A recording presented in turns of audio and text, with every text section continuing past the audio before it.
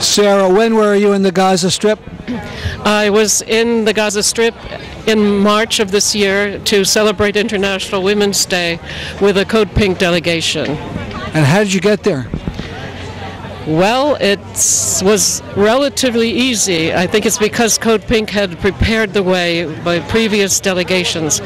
We went through Cairo and to El Arish and then to the Rafah Gate, and surprisingly, we were not held up more than the usual 3 or 4 hours.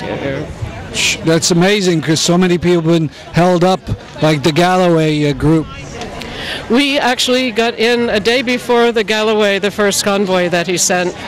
And I think they were a little miffed that we got in first. It was very funny, actually. But we had a wonderful reunion in the central square of Gaza, and with the people of Gaza celebrating, and with Galloway speaking, of course, with the Hamas leaders, and lots of the Code Pink delegation in the crowd. I have never felt such welcome or such enthusiasm or courage from the people. It must have been a horrible destruction that you saw also. It was unspeakable. Compared to a lot of people, I'm inexperienced. I have never been in a conflict zone. It's weird to call it a war zone because it's actually, it was not a war. It was a massacre and a deliberate attack on a people who were left without defenses, who were trapped like animals. It was easy to see on the ground. White phosphorus, which they denied using, was still smoldering. You could see it. The destruction was unspeakable. There was people living in the rubble of their homes, people without anything, without the clothes on their back, and yet the dignity of these people was just so moving. Israel was continuing to bomb all the time we were there. I mean, I remember one lovely 45-minute session lasted through our entire dinner hour. It was like accompaniment. When we arrived in Gaza and we were being greeted by the Palestinians, the first bombs went off.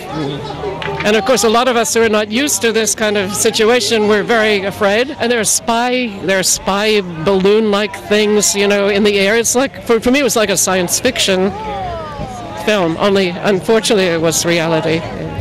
Now, tell us about the Gaza Freedom March that's being organized for January or December. Right. This is a worldwide movement. It's picking up momentum all over the world, from Australia to France to the United States, everywhere.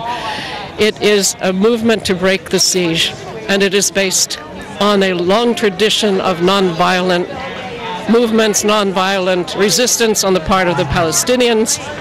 It is inspired by Gandhi. It is inspired by Nelson Mandela, who has been such a strong spokesperson for the rights of the people of Gaza and Palestine in general, and strongly inspired by our own civil rights movement of the 60s. And what are people going to do? People are going to converge in Cairo. At least certainly the American delegation is going to do that. And then we will go to a town about 30 kilometers from the Rafah Gate, then converge on Rafah, and if all goes according to plan, we will get into Gaza and march with the people of Gaza toward the Israeli checkpoint.